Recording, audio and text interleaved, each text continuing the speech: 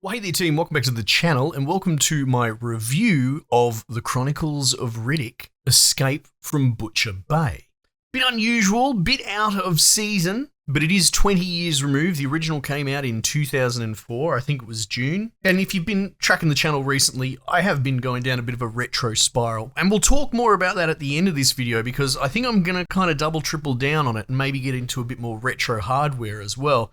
So that might interest people, and it will tie in with the versions that I've been playing and just generally my experience with this game. Now look, let's lead with this. I'm a monstrously huge fan of the Riddick franchise, and it's an absolute tragedy how underappreciated it is. Whilst going through this and replaying it, I've rewatched all the movies, but there's so much material, a lot I haven't actually gone into. I think I watched, there's like an anime, Dark Fury or something, which I think I watched when it came out. I have to dig it out. But I've watched all the movies. There's comics, all sorts of stuff. But it's all fairly canon and consistent, and it's just a really fun, original world that has been built around, like, you could do a whole video on the origins from Pitch Black being a bit of a indie success, jumping the shark, but actually kind of successfully going into this epic universe-spanning Chronicles of Riddick that the more I watch it over the years, the better it kind of gets. Anyway, look, if you don't know anything about Riddick, this game still holds up. That's probably worth pointing out, so get a hold of it if you can and check it out. But also check out all the movies in that as well. It's an absolute treat, especially if you're like a sci-fi action fan. And it's Vin Diesel absolute peak with one-liner dialogue sparring, I suppose. Sparring's the term I've been sort of coining a bit recently, but think Space Marine 2, for a more contemporary example, I was talking about the sparring in that. Someone will say something and there will be a retort that bounces straight off that, right?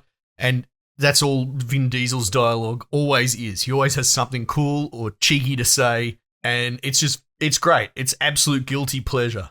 So there's your little background, and there's my super heavy bias. I loved it when it came out, and just about anyone that ever played it or thinks of it remembers it fondly. Through the course of this little adventure, I've played both versions. I probably played halfway through the original Chronicles of Riddick Butcher Bay 2004 version on a PC build. I had to be a little imaginative to get my hands on that, but I think you could probably dig it out on the original Xbox. But halfway through, due to a bit of a frustration with the technical state of it, and not to jump ahead towards the end where I'm talking about more, maybe I'm going to become a bit of a retro gamer and pick up hardware, but I feel like a lot of that came from the fact that playing old PC games on a new PC creates a plethora of problems as opposed to the hardware of the period with the game, you know.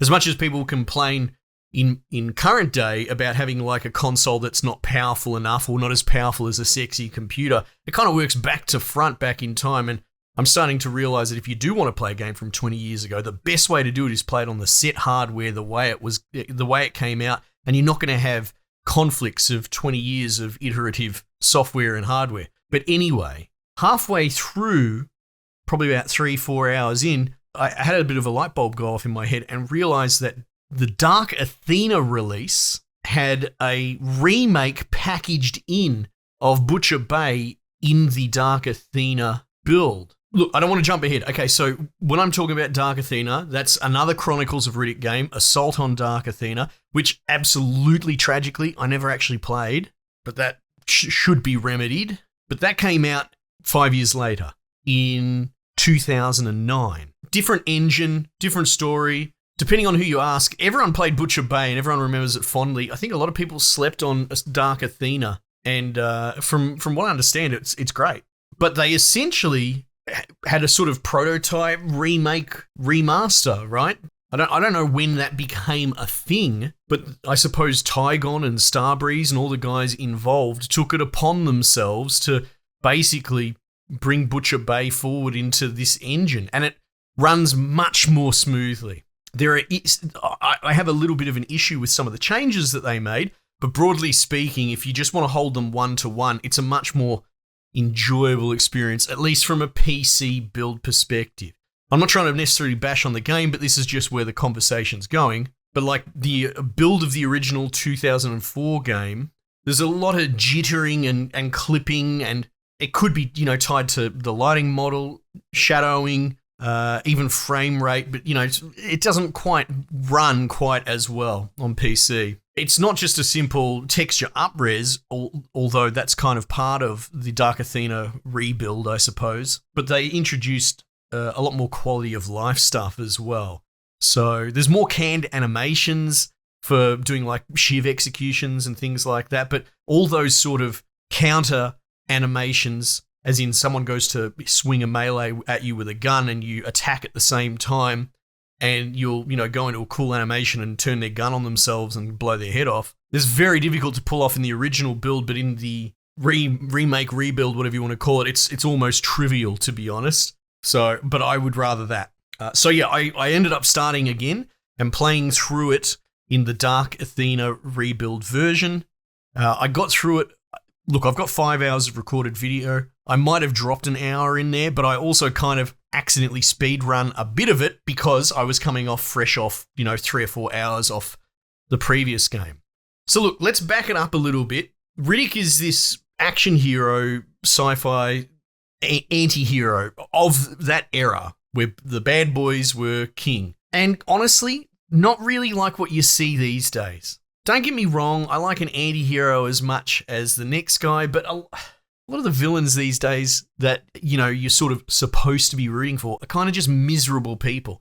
And I find myself going, well, I'm not on your team and I'm not on the other team. And I find it difficult to sort of get invested in just horrible fucking human beings, to be honest. But the true sort of core of an anti-hero is that they kind of have a bit of a heart of gold. They have morals, they have principles. They are relatable under the hood.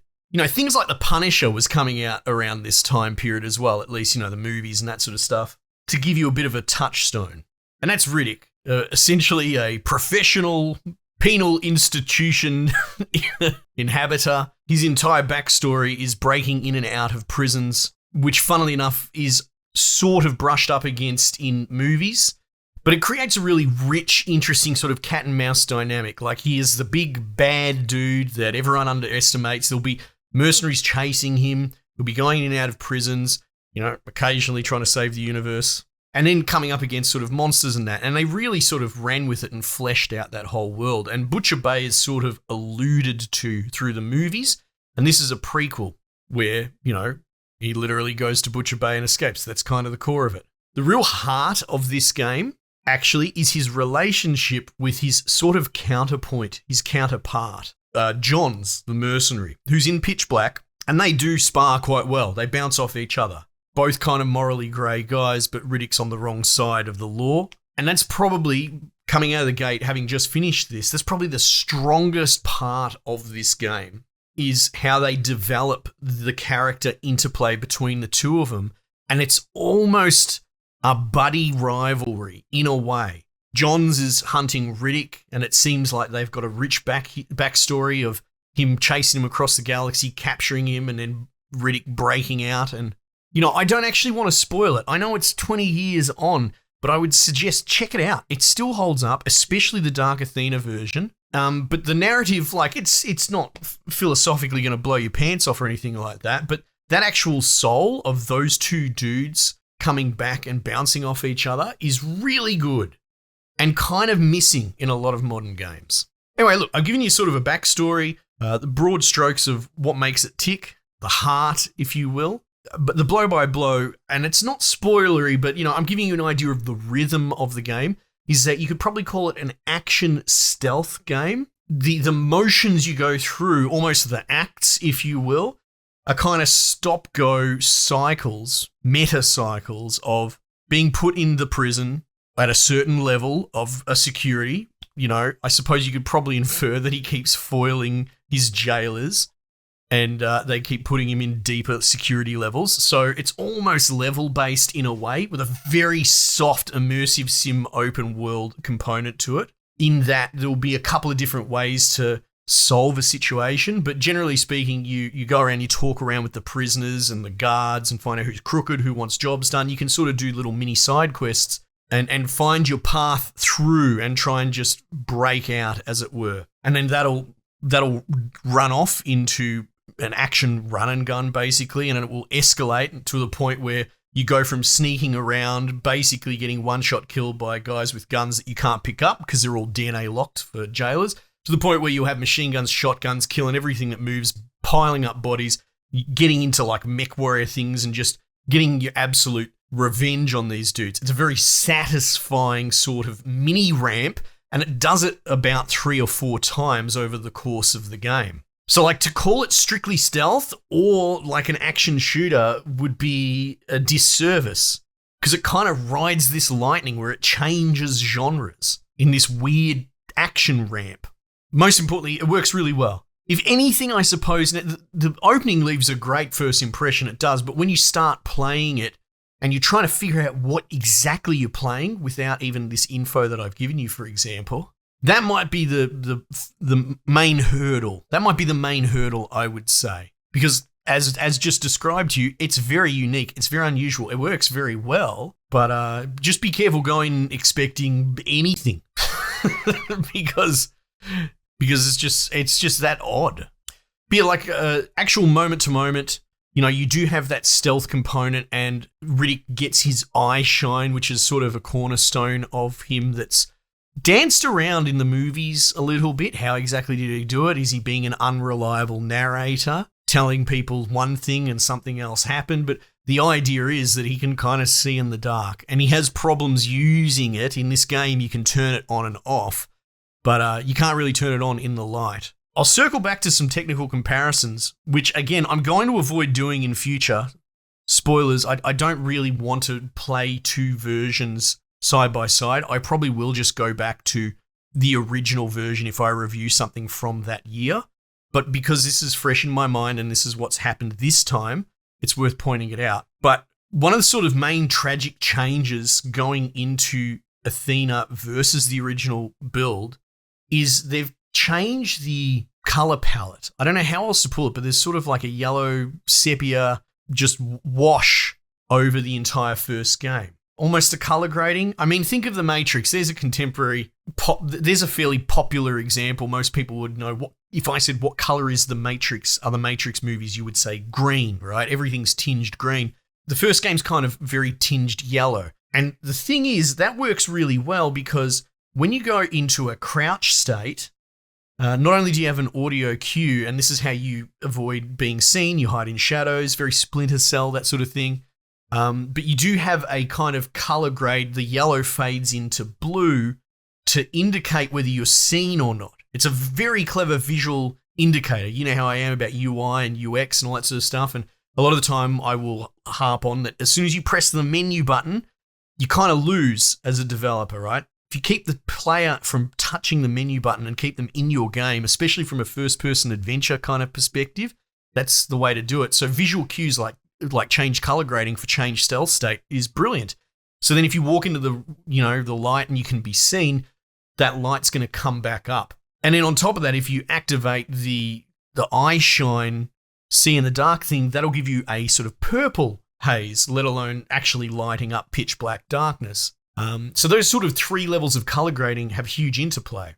Not to mention that I think the kind of yellow wash is of the era. It's, it is what it is, and kind of not unique because a lot of games had that was in vogue, I suppose, at the time, but it's definitely part of its identity.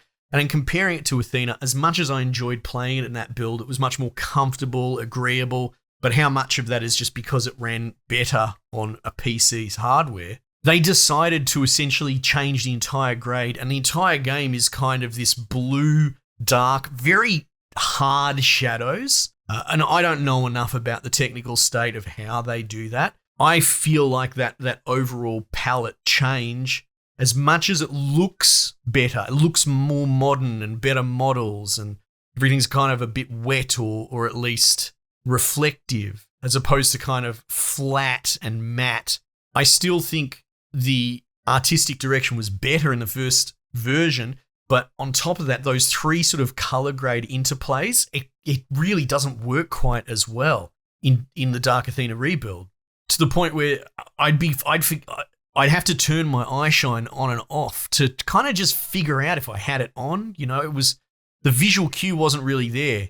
and going from, stealth state to scene state, it just wasn't quite as striking. And again, comparison's the mother of misery. Because I have these two games fresh side by side in my mind, that jumps out at me. So that's probably the main downside of playing in the better build, as it were. But yeah, anyway, look, I thought that was worth elaborating on, but I got onto that ramp from, Eyeshine. But that's the idea, that you sneak around in the dark. If you can get your hands on a gun, you can shoot out lights. There's a tranq pistol that you'll probably spend the middle act really leaning on. And that's when it does feel very Sam Fisher, where you do shoot out lights and stealth around, because it puts people into a stun state, but you still got to run up to them and execute them to lock it in. The thing is, as soon as the game gives you a gun, a shotgun, machine gun, whatever, it's on for young and old. Stealth kind of goes out the window a little bit. So, if I really wanted to be critical, the whole shooting out lights and making the world dark to sneak around doesn't quite hit stride. But again, the game's not necessarily going for that. As, refer back to my sort of mini ramp meta loop commentary. It's not a stealth game so much as the first, or the second third of the loop of, conversational narrative into stealth gameplay, into action thunder run. That's what it actually is. So the stealth works enough for the time that it's active, which is, 1/3 of the current kind of cycle of gameplay. But yeah, all the voice actors are from the movies. There's some good banter, some good prison, go fuck yourself kind of stuff going on, and bloody Exhibit's in it. He's like one of the lead captains of the guard, and a lot of banter there, a bit of rivalry, and again, they've got Johns' voice actor in, and that works really well. The Hawks, who is the warden, I suppose he's your main antagonist, if you could call him that. He's fairly well done in a flippant kind of comfortable in power kind of way. The gunplay, before I get away from it, works actually quite well, infinitely better in the Dark Athena version. Just moving around how zoom works, and and I don't want to give away, it's not all guards that you verse. There are creepy crawlies, I will say that much, but again, if you've watched all the Riddick movies, you've come to expect that actually. Sort of softens the impact of Pitch Black retroactively a little bit. You kind of got the impression that those monsters were kind of almost, everyone was surprised that there's like a bad monster thing in that movie. It turns out, I don't know, every second planet's got bloody gremlins on them. But anyway, so there's stuff in here. Riddick's running around, causing trouble, talking shit, working his way through prison blocks. The third act is wild. Most people who'll play this will tell you that the sort of, not finale, but the back end of the game has some pretty cool twists and turns. And I don't even really want to say more than that, other than check it out for yourself.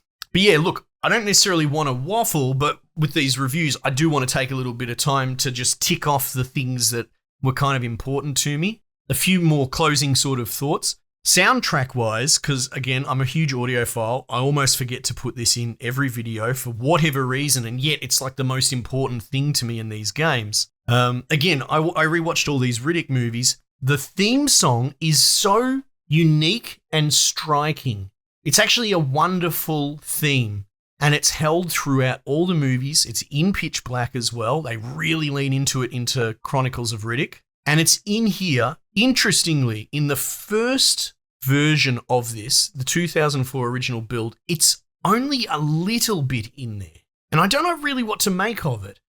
I've looked up, the Chronicles of Riddick movie came out like a week or two after the original game. So they kind of released side by side, right? I suppose it depends on region. But I'm not sure they were really on board with banking on the theme song. And instead, a lot of the sort of action music that ramps up is very, well, let's say heavily lifted from like Hans Zimmer kind of Gladiator, he's a pirate kind of dun-dun-dun-dun-dun-dun. It's great. It's got thunder drums and all that. It was really cool, catchy. But they kind of do away with that whole cloth in the Dark Athena rebuild, and they really ramp up the prevalence of the da-da-da-da, the sort of Chronicles of Riddick theme song. And as much as it's, that Hans Zimmer adjacent stuff is very earwormy, there's a reason it's so popular, and it fits really well with the first game. I got to say, at least from a consistency perspective, reworking the soundtrack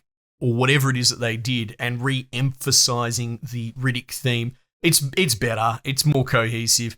I will forever have that theme burnt into my brain, especially after this week where I've consumed nothing but Riddick and I've had that essential constant theme on loop because of all the media I'm playing. It's great. And it's brilliant and you should check it out. And look, one little sort of almost anecdotal little happenstance that I will mention is that Indiana Jones game is about to come out and I couldn't put my finger on it. People are looking at the footage and going, it's a bit weird, how it's jumping between first and third person, this sort of adventure first-person game. A lot of people, not that they're acting, but a lot of people I have noticed in their sort of commentary around it is, I haven't really seen anything like that before. And it just occurred to me that's exactly the sort of game that I'm playing at the moment. So I'm kind of curious about this bloody Golden Circle or whatever the bloody hell it's called, Indiana Jones game, because a lot of it in motion kind of reminds me of Riddick. I know it's Machine Games, and I don't really know what happened to the people from Tygon, Starbreeze and all that. I don't know how, maybe there's some similar people involved, or it just happens to be a wild coincidence lining up at the same time. But I guess, strange recommendation, but I haven't played it, so that could be a terrible game. I'll play it when it comes out. But yeah, again, this reminds me a little bit of that Indiana Jones game. Anyway, look, there are my thoughts, generally speaking. Look, a little bit of channel business on the back end. Obviously, I've been playing and dipping my toes, and now I'm dipping my whole foot, and I'm going to stick my head in to this kind of retro revival thing. I'm really kind of enjoying it.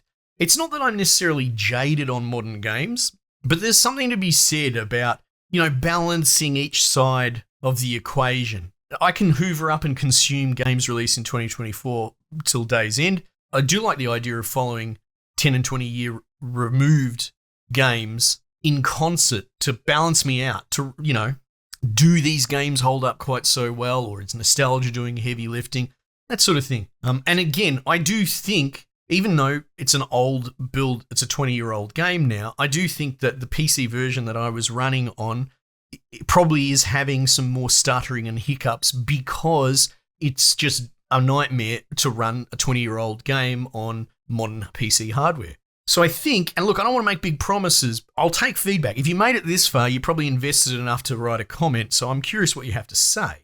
But I'm seriously considering about maybe picking up some retro consoles, retro Xboxes, things like that, and potentially following the release month in concert.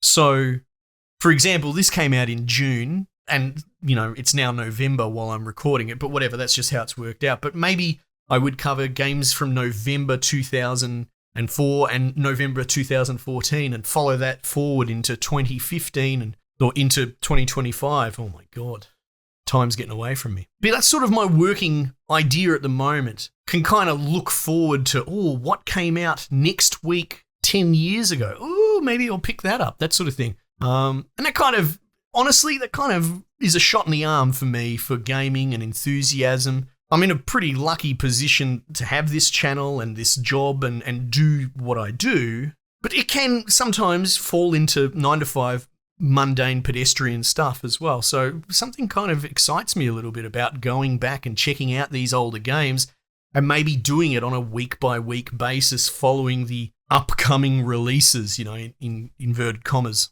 Anyway, look, just some thoughts. Welcome to give feedback. I don't want to make big statements, but I thought I'd just tuck that in there at the end if you're finding these retro reviews interesting, because I'm having a hoot doing it, so I don't really want to stop. They don't usually do very well on the channel, but I don't really care either. I'm going to play these games because I'm having fun, and I might as well share that with my audience, my people, because you're all dickhead cavemen like me, and there's a chance that you'll get some value out of this also. Anyway, team, I'm going to wrap it up there. Check it out yourself if you can get your hands on it, because, I absolutely highly recommend either build in current year. Great games. There's a reason everyone holds them in high regard. Team, might just leave it there for the time being, and I'll catch you guys on the next one.